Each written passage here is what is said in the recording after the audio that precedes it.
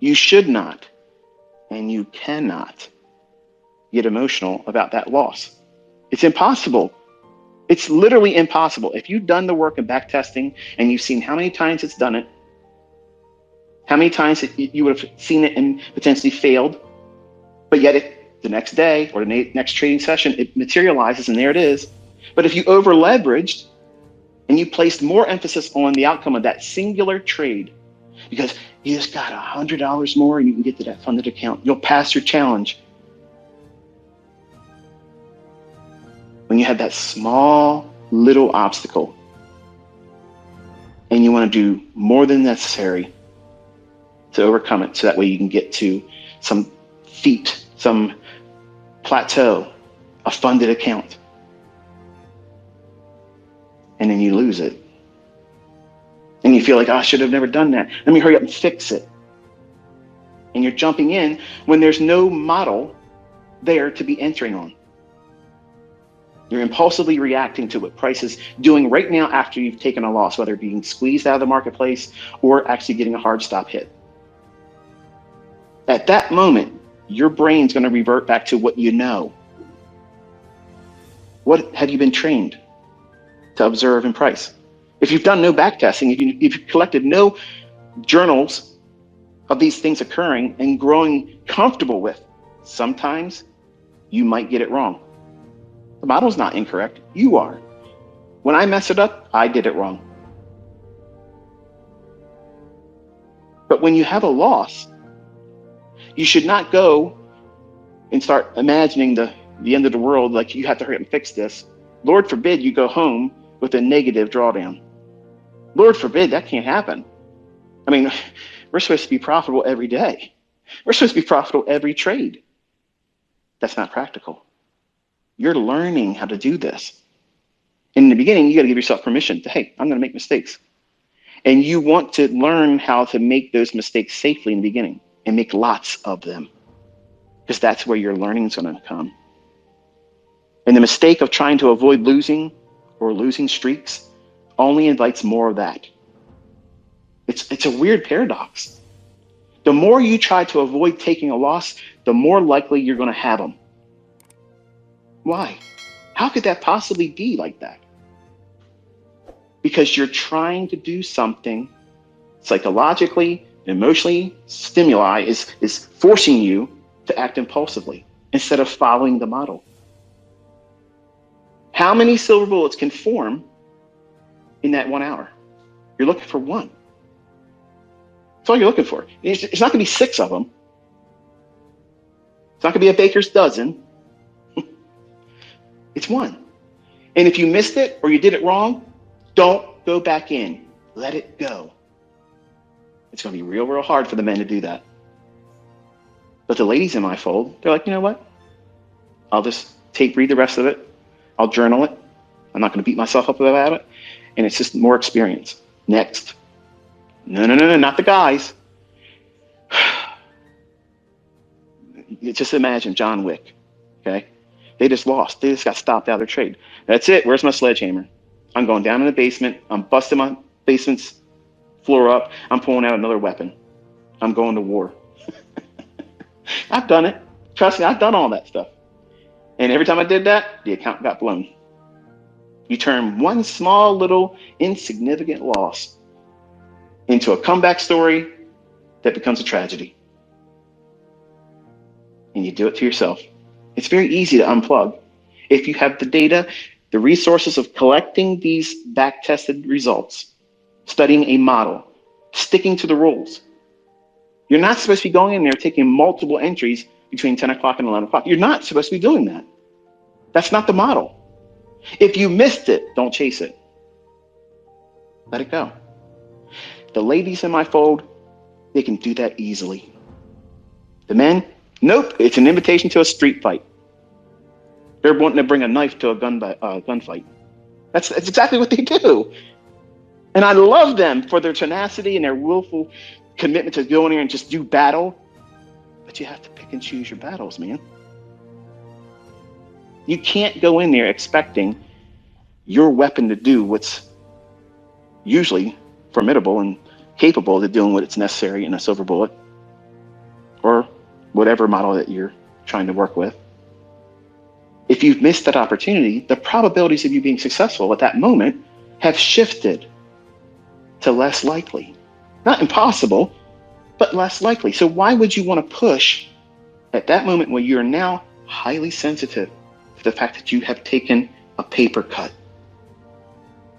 And that's exactly what it should be, not 10% of your account. Not, well, I lost the max loss on my funded account challenge today. Why? Why? Why are you opening yourself up to that measure of risk? Because you want to get through that funded account challenge fast. Because you think that something magical will happen. You're not going to have losing trades when you get to the funded account. You're going to be scared to death if that's how you feel when you're in the funded account challenge portion of it. When you get to the funded level, you're going to be scared. You won't want to take a trade. And you're going to wait and watch price start moving outside of the entry time when you should have taken it. And then you're going to exit way too soon too. So you're going to chase price where it's not in a very low risk, high probability entry, silver bullet. You're going to wait for what you think is confirmation. The price is going to move. And you're thinking, okay, yeah, it's right. It's definitely going now. It's unmoved 8 handles in the S&P. And I could probably eke out 4 more because it's about ready to go to that buy side. So yeah, I'm giving up 8, but I'm going to make 4. So, it's not real money anyway. It's a funded account challenge. If that's how you're thinking, and folks, you need to be real honest with yourself. If that's what you're doing right now, you're not prepared to be trading with a funded account or live money at all. And I know that doesn't feel good to hear that, but that's exactly the medicine you need to take right here, right now. If you're ignoring that, if you're ignoring the fact that you're not prepared, see, my female students, they bring those observations about themselves to me with those very things, pointing out, this is what I'm feeling, this is what I'm thinking about at the time when I take a loss, this is what I'm considering. Is this right? If it's not right, tell me what I should be doing. The men want to complain to me that it's hard. What's different there? They went out to battle and they got their ass kicked. And they want to be coddled. The women understand that they're not going to win every time. But they got to make preparations. Things still got to get done, even if they take a loss. They still have to keep their account. Men think, well, I can respawn. It's only this much money to restart the account. My son did the same thing. That was the mentality. That was his words. It doesn't cost that much to reset it, so I'm just going to try to do it really fast. When that's not doing anything but fostering poor habits. You're inviting difficulty in your trading when you think like that. And what do you think is going to happen over time trading like that? Ill-equipped, you haven't done time back testing, you haven't collected data to support the idea that the model you're trading with or trying to trade with, if you're even following it, what's the sense of even going through learning a model if you're not going to adhere to it? What's the whole purpose of even studying certain things, whether it be by me or someone else, if you're not really going to follow the model? I have lots of students, male, that say, I follow this. And I said, okay, show me your trades. They're real uncomfortable with that because when they show me their trades, they're entering way outside the boundaries of where the trade should be taken. What's going on there? They're not following the model. Or they're not good enough to identify it because they haven't spent enough time studying old moves and getting bored with that. Then tape reading it and seeing it repeat. Think about why I gave you that model. Why did I give you that model? It's a high frequency trading model that repeats every single day, 3 sessions per day. I already know what you're looking for. You want to have experience quickly. You don't want to be waiting on a daily chart setup. You want to learn what it is that you're supposed to know. You want to get out there, do what you have to do, and start making money. I get it, folks. I understand. But there are certain things that you cannot speed through. You can't just rush through it and think that, well, I'm going to be the exception. I'm really good at this. You don't understand ICT. I was made for this. I was built for this.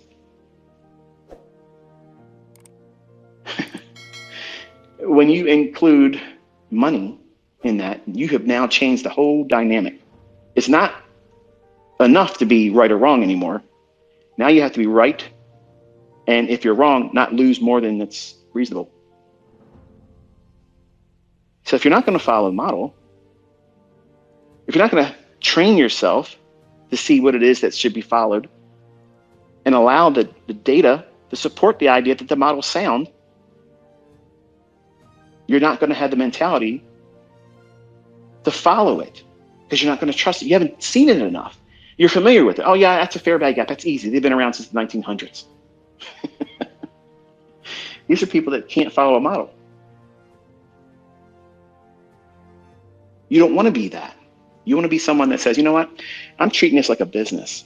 Okay, I don't have time. Things are changing. I want to be ahead of all this stuff. I want to start making money consistently, and I want to be able to weather losing streaks and know that it doesn't mean that the model's broken. It doesn't mean that the algorithm has been canceled and done away with. The markets have now shifted into some kind of unknown randomness. You're going to trust that you did it wrong. Okay, there's nothing to beat yourself up about. There's another opportunity coming around in a couple more hours. Just sit around, wait for it. Don't rush to get in there and get it back. Don't fear losing, because the fact of you trying to prevent a loss, you are going to do things that actually invite it. And that will be a repeating loser cycle that you will go through and won't identify it. You'll swear up and down you're following the model. You'll swear up and down that the broker did it to you. That so-and-so did it to me again. Them guys did it to us guys. When you just didn't do it right. That's all. And mental health is managed, and I understand I'm bipolar, and this is going to be something of a rich topic to touch on, but I think I'm equipped to do so. I wrestle with a lot of that kind of stuff, and it's very hard for me to focus. I have to imagine my son being in front of me when I'm talking like this, because when I allow myself to think about how many people are actually listening, it messes me up. Doesn't sound like that, does it? But that's the truth. Your mental health as a trader needs to be guarded. You got to keep all the bullshit out. No negative. Don't give these jokers on the internet time to give you any kind of second guessing or doubting of what it is that you're doing, or inspire you to want to go out there and bring them evidence. Fuck these people. They're broke. They want to see if they can get a rise out of you. And if they can, they own you. For that moment, they own you. Who's in control of yourself at that moment? They are. So you want to be guarding your mental health. And the way you keep yourself on the right road in progress is by following the model that you've back tested, that you have seen sometimes it doesn't work well in your hands, and that's okay. You ever had a car accident? Did you ever hit a manhole? You ever hit a curb with your tires? What happened? Something cost money, right? Did you stop wanting to drive a car because you did that? No. That's the same thing that you need to treat your trading with. You need to look at your losses. If you cannot make, let me make sure I say this correctly, because the focus is you're starting to learn how to do this. So you don't really have a baseline yet. You need to determine what you can realistically make. Well, I've given you a target, which is 5 handles. That's very low-hanging fruit. It's very easy to get to. Admittedly, for someone new, it doesn't feel so easy, does it? But over time, you'll get there. It's easy. And then it'll grow exponentially beyond that. But if you're trading 1 micro, not many, micro, what are you really risking if you risk 5 handles to make 5? $25. Man, I don't got time for the $25 thing, ICT. Well, then I can't help you. Because what you're saying is you don't want to condition your mind to follow a model. Because if you can do that very, very well, what do you think's happening when you apply it to 1 mini? And then eventually 5 minis, 10, 15. You're not equipped to appreciate the level of focus that's required for you to trust the model, not looking at the money.